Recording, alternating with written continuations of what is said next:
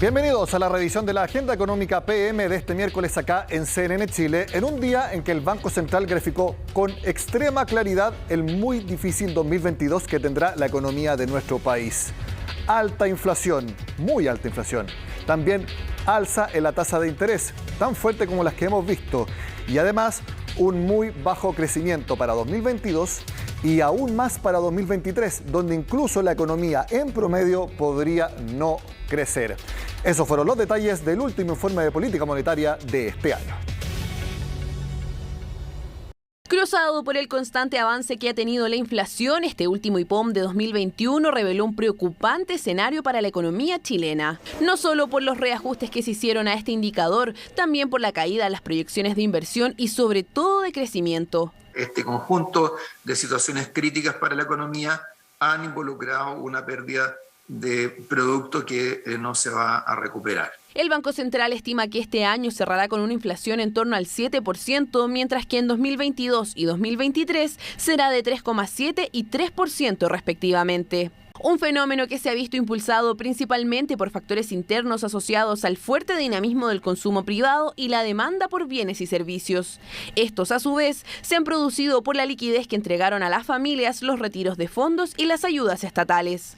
Los cálculos del Central dan cuenta que entre 2020 y 2021 ingresaron a las cuentas familiares 85.000 millones de dólares, el equivalente al 34% del PIB del año pasado. La mayor parte de los recursos que aún no se han consumido siguen en cuentas corrientes y cuentas vistas de las personas, lo que permite anticipar que el mayor gasto probablemente persistirá en los trimestres venideros. Volver al rango meta del 3% en el mediano plazo es un objetivo urgente a estas alturas. Para ello, el Central confirmó que la TPM seguirá al alza dependiendo del escenario interno que se dé y suponiendo que el próximo gobierno se ajuste al presupuesto fiscal aprobado. A medida que la economía se normaliza, ya permitiría que la política monetaria pasara a una instancia más neutral a fines del año 2023, llegando a una tasa cercana a 4, quizá un poquito más baja que 4. En cuanto a crecimiento, el Instituto Emisor ajustó sus proyecciones para 2021, 22 y 23. Este año estima que cerrará con un PIB del 12%, pero para los próximos dos, las cifras ven una baja considerable.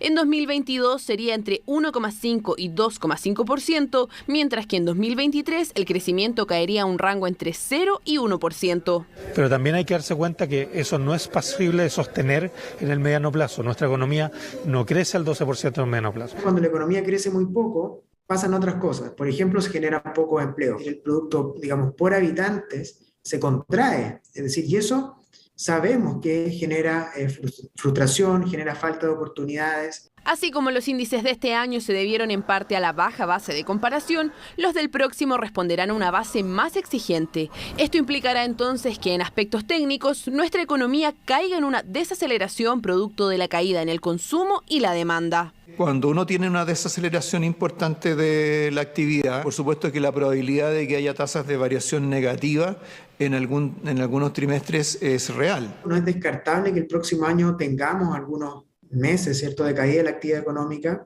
En el caso que se dé aquello, que es más probable que ocurra hacia la segunda parte del 2022 que durante el primer semestre, donde vamos a tener este efecto de arrastre. El tipo de cambio ha ido en constante alza, destacó este IPOM, y de hecho, este miércoles el dólar cerró en 851 pesos y la bolsa tuvo un alza de 2,2%. Vamos a ver otras cifras del informe de política monetaria que entregó el Banco Central. Hablamos de la inversión, fundamental para el crecimiento de nuestro país y también para la generación de empleo.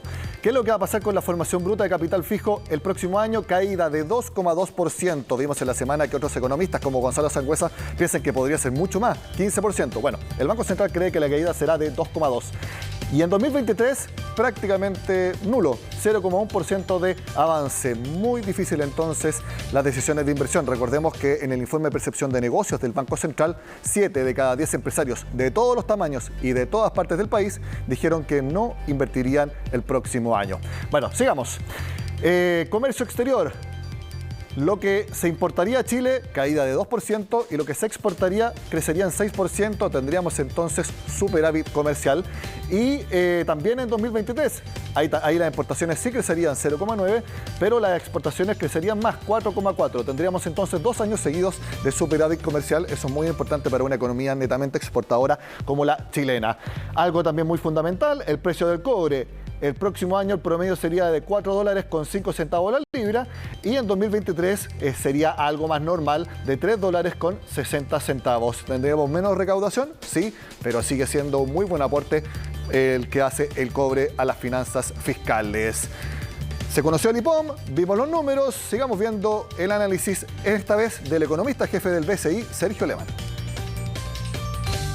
El próximo año el Banco Central ve una desaceleración muy importante, de hecho proyecta un crecimiento entre 1,5 y 2,5, nosotros particularmente estamos más bien en el rango bajo, en el piso de ese rango, y eso da cuenta, digamos, de una economía que va a ir de alguna manera perdiendo impulso por los retiros de los estímulos, y de hecho no se descarta que durante la segunda parte del próximo año tengamos una caída de la actividad, una recesión técnica. Bueno, como lo sabemos, el Banco Central está en un pleno proceso de fuerte alza de tasa de interés. La subió 125 puntos base este martes y ya en la reunión anterior también la había subido en la misma magnitud. Ya está en 4% y en el mercado se prevé que llegue a 5,5%. Esto que provocará en concreto que los créditos sean más caros para todos. Un frenazo así fue el que tuvo Jan Stay en su intención de adquirir un crédito hipotecario. ¿En algún momento cotizó o no? Sí, últimamente sí.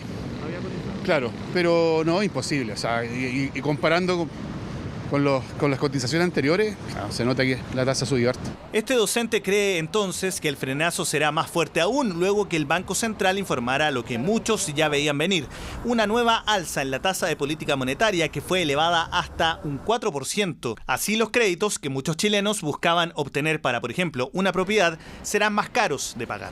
Está bastante caro. ¿Y una propiedad en este momento? No.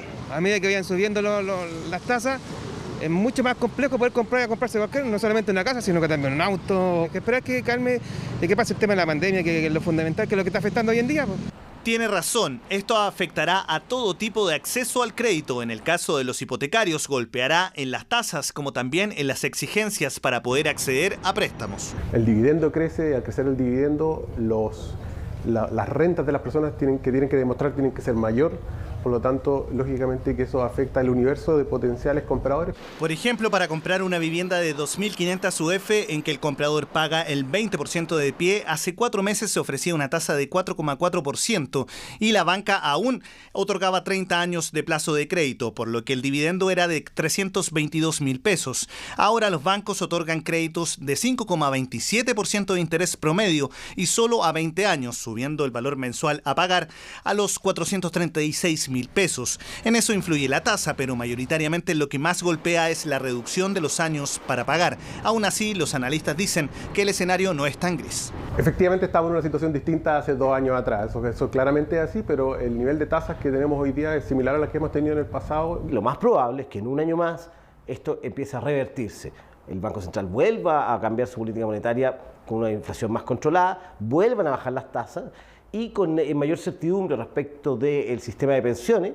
Yo diría que ahí va a haber más certidumbre respecto de los bonos de largo plazo. Eso con los hipotecarios, porque esta alza también impactará a los préstamos de consumo o al uso de las tarjetas de crédito. Cuando esta tasa sube, todo el resto de las tasas de interés del mercado se ajustan también al alza, en menor o en mayor medida. A este remesón económico hay que sumar la proyección de crecimiento. El Banco Central estimó que para este año Chile tendrá un incremento económico de entre 11,5 y 12%. Para 2022 anticipó una fuerte desaceleración, cayendo a un 1,5 a 2%, y para 2023 el crecimiento sería de entre 0 y 1%, debido a que ya no existirían retiros desde las AFP ni bonos, por lo que el consumo caerá. Es lo que espera a un futuro gobierno que tendrá la cancha económica más cuesta arriba. Vamos a ver ahora cómo analizó el mercado la fuerte alza de tasa de interés todos prevén que seguirá subiendo, aunque quizás a menor ritmo durante 2022. Partimos viendo lo que señala el equipo económico del Banco Santander, que señala que la política monetaria contractiva, es decir, alza la tasa de interés, contribuirá a que la actividad se modere gradualmente hacia su potencial, es decir, desaceleración del crecimiento. Sin embargo, no creen que esto sea un ajuste rápido e intenso, se dará de a poco, ya que esto, si podría ocurrir, se debe a una serie de elementos como el estrechamiento de las condiciones financieras y la incertidumbre política que puedan generar un freno sustantivo en la inversión. Ahora, más específicamente sobre cómo será esta alza de la tasa de interés, ellos creen que podría ser que siga subiendo en las próximas reuniones, pero que empiece a moderarse hacia fines del próximo año. A esto también contribuiría que la política fiscal de todas maneras va a ser más contractiva, es decir, va a haber menos gasto fiscal durante 2022. Pasamos ahora a ver el análisis de Banchile Inversiones. La vemos desplegándose ahora. Ellos creen que los futuros aumentos de la TPM, que es la tasa de política monetaria, están en línea con la evidencia histórica y las expectativas de inflación. Las expectativas, estas mismas, a 2 años, siguen muy encima de la meta. Ellos creen que el PIB cerraría en 2021 muy por encima de su crecimiento tendencial a raíz de una recuperación explicada por el consumo. Finalmente, vamos a ver lo que opinaron en Vice Inversiones. Ellos creen que la tasa llegará a 5,5% a mediados del próximo año para luego ir disminuyéndolo lentamente. Cuando ellos dicen lentamente, no es que sea a la reunión siguiente, sino que puede quedarse en 5,5% y después de varios meses empezar a bajar. Creen que de esta manera la brecha de actividad se cerraría gradualmente, evitando que las presiones inflacionarias sean más permanentes. Vamos a ver ahora más comentarios del presidente del Banco Central, Mario Marcel, en la conferencia post entrega del informe en la Comisión de Hacienda del Senado. El presidente del ente emisor explicó que el gobierno que llegue, sea quien sea, gane el domingo, va a tener que actuar rápidamente porque el escenario económico será muy complicado. Si seguimos actuando de manera oportuna, el escenario en que va a asumir el próximo gobierno va a ser un escenario en el cual la inflación se va a estar estabilizando. Junto con eso deberíamos tener una trayectoria de recuperación del equilibrio macroeconómico. Y además tendríamos un escenario donde los avances que pueda hacer un próximo gobierno en términos de reducción de la incertidumbre, de recuperación de la oferta y de la inversión, de mejoras de la productividad, pueden ser muy importantes, pueden rendir frutos muy importantes. Ese gobierno va a tener la oportunidad de mejorar las condiciones para que la economía, ¿cierto?, pueda recuperarse más rápidamente y también ayudarnos, ¿cierto?, en el control de la inflación.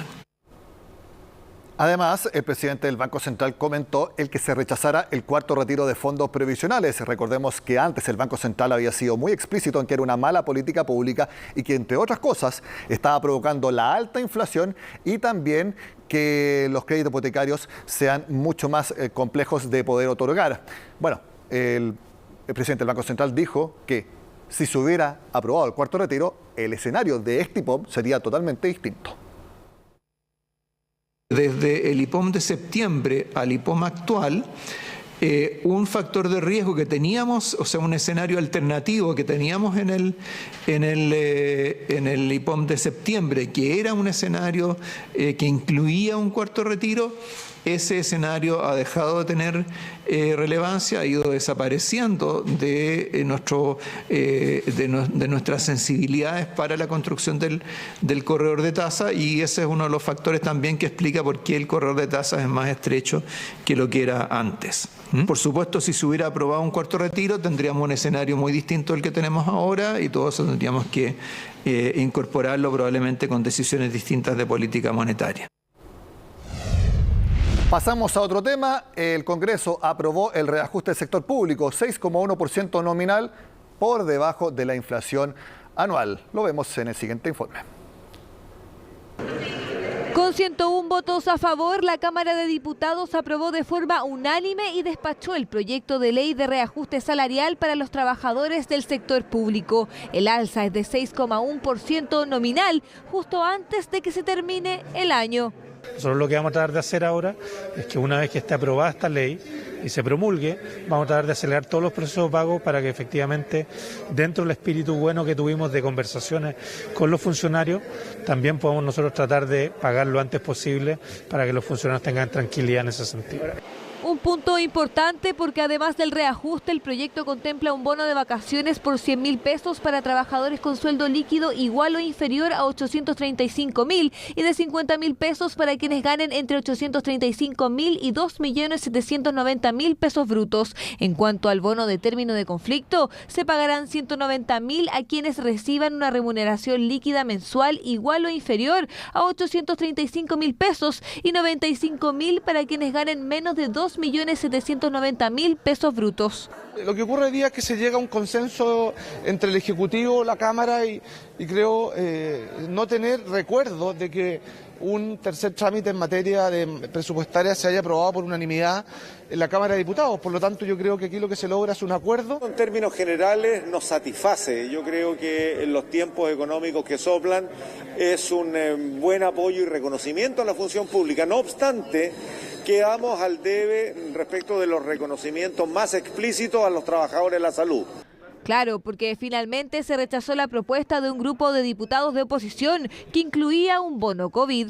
El reajuste comenzará a regir de forma retroactiva a partir del 1 de diciembre y también considerará beneficios como un aguinaldo de Navidad, bono escolar, aguinaldo de fiestas patrias y aporte a servicios de bienestar. Y en otros temas nos trasladamos hasta Estados Unidos, donde también el Banco Central de ese país hizo noticia. Durante este miércoles, la Fed anunció que acelerará el retiro de los estímulos monetarios. La Reserva Federal informó que a partir de enero comprará 60.000 millones de dólares al mes, es decir, la mitad del monto que estaba transando hasta noviembre pasado en bonos. Con esto, la Fed apretaría el acelerador y terminaría con su plan en marzo. Respecto a las tasas de interés, el ente decidió mantenerlas en un rango entre 0 y 0,25%. Sin embargo, el Comité Central del Mercado Abierto adelantó que el próximo año podrían realizarse 3 movimientos al alza, sumados a los 2 previstos para 2023 y 2024.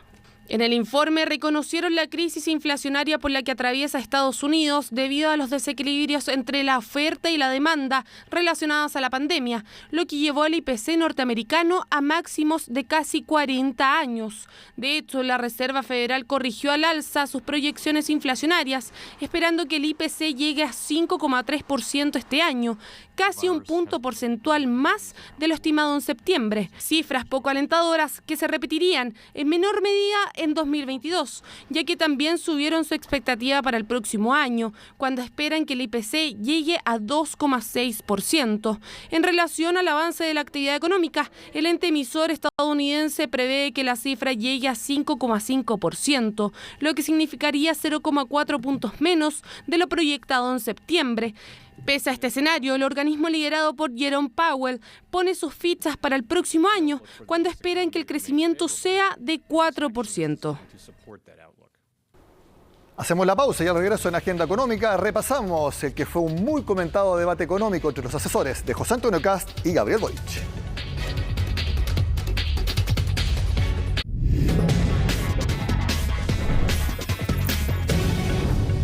Muchos comentarios en redes sociales, trending topic en Twitter. Mucha gente también lo vio a través de CNN Chile, en la página web del canal. Incluso hubo notas de prensa posteriores.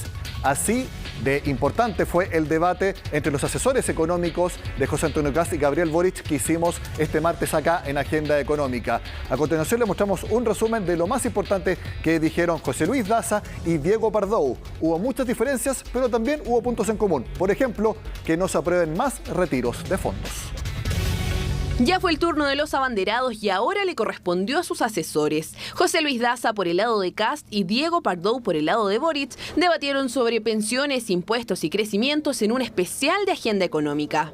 Las ideas económicas de José Antonio Kast tienen como objetivo central ser el país que más crece en Occidente. La sostenibilidad fiscal para nosotros es extraordinariamente importante porque entendemos que gastar deuda hoy es gastarse la posibilidad de gasto de las personas futuras. Pensiones sigue siendo el tema más complejo de abordar. El rol que cumplirán las AFP, cuánto y cuándo subirá la cotización y quién lo administrará son las principales interrogantes. Pero vamos a tener que conversar. No la cede. Vamos a tener que conversar. En el debate de Anatel, Gabriel Boric no fue claro en decir si las AFP se acaban o no en su gobierno. Es algo que hay que conversar, dijo, pero lo que no fue confirmado por el candidato lo aclaró su asesor. Van a desaparecer como administradores de contribuciones de seguridad social obligatorias. Van a subsistir como administradores de contribuciones de seguridad social voluntarios, o sea, APB, o digamos el equivalente. Enseguida también van a subsistir como administradores del acervo acumulado de los ahorros de los trabajadores que elijan no migrar su acervo acumulado hacia el nuevo sistema. Al menos en materia previsional hay un acuerdo. Los retiros de pensiones no van más. Y el retiro de fondos no más. No más. Los retiros han sido universalmente vistos como una de las políticas más destructivas que han ocurrido en Chile en los últimos 30 años. Para José Antonio Kast, la rebaja de la carga tributaria ha sido tema de cuestionamiento desde el inicio de esta campaña y, de hecho, debió rectificar algunas de sus propuestas a puertas a la segunda vuelta. No podemos avanzar tan rápido en la baja de la carga tributaria. En la nueva versión del programa se establece que la baja estará condicionada al crecimiento de la economía y la estabilización de las cuentas fiscales, algo que según sus asesores está descartado en el corto plazo. La intención del programa era bajar los impuestos corporativos, no lo vamos a hacer por el momento hasta que tengamos el camino de la deuda soberana absolutamente consolidado. Independiente de quién salga electo el domingo, las proyecciones de crecimiento para el próximo año no son alentadoras y las medidas para reactivar la economía son multidimensionales. Sin embargo, cada candidato tiene una hoja de ruta planeada. El marco regulatorio chileno es un Frankenstein que ahoga la inversión. Hay cientos de miles de proyectos que están detenidos, que no pueden ser ejecutados. Simultáneamente tenemos un agresivo programa de inversión pública y privada que vamos a ejecutar. Es que necesitamos instituciones legitimadas ante la ciudadanía. Nuestro programa económico tiene en su corazón relegitimar instituciones en pensiones, en policía, en conflictos socioambientales, en el cobro de impuestos. De todas formas, en ambos comandos están conscientes que cualquier reforma debe pasar por un Congreso empatado. De ahí entonces el desafío es encontrar consensos. Luego de emitirse el debate, Grecia y Turquía fueron dos países que estaban de trending topic en Twitter. ¿Por qué? Diego Pardou, del comando de Gabriel Boric, los usó como ejemplos de países que lograron una gran recaudación tributaria. ¿Por qué fueron tendencia en Twitter al mencionarlo? Veamos a continuación. Ustedes proponen 8% de producto en 8 años. Haciendo un análisis a nivel global, en los últimos 30 años, salvo algunas islas pequeñas, ningún país lo ha hecho. Lo que lo hicieron salvo Argentina y Turquía. La expectativa de los mercados es que van a fracasar rotundamente porque los agentes responden. ¿Cómo consideran todo esto en la propuesta? Respecto de las comparaciones internacionales, hay una docena de países que lo han hecho. Algunos efectivamente son de la década del 70, pero tiene Grecia entre el 2009 y el 2017, el mismo ejemplo de Turquía que tú me mencionabas, hay otros, ¿sí? La diferencia clave, y efectivamente tiene que ver con el nivel de evasión. Cuando uno mira lo que ha ocurrido con el nivel de evasión en Chile, ha crecido, y ha crecido desde hace una década de manera cada vez más acelerada. ¿Cuál fue el problema de esos ejemplos? Grecia, después de haber hecho esa recaudación, tuvo la crisis de deuda, el default, más grande de toda la historia y constantemente tuvo que ser rescatado por las autoridades internacionales. Y actualmente Turquía debe tener la crisis de su moneda más grande de los últimos 10 años. Ese fue el problema de los ejemplos que dio Diego Pardou sobre recaudaciones tributarias. Claramente no son buenos ejemplos si queremos proyectar a futuro a Chile con recaudaciones tributarias muy grandes. A continuación les quiero mostrar que en la página web de CNN Chile, que es cnnchile.com, está completo el debate que hicimos acá en Agenda Económica. Ya tiene más de 20.000 visualizaciones, un número muy importante. También está en la página, en el canal de YouTube de CNN Chile, para que lo revisen si tuvieron algunas dudas Y así, como les digo siempre, tomen una decisión informada este domingo. Terminamos la agenda de este miércoles. Sigan con nosotros acá en CNN Chile.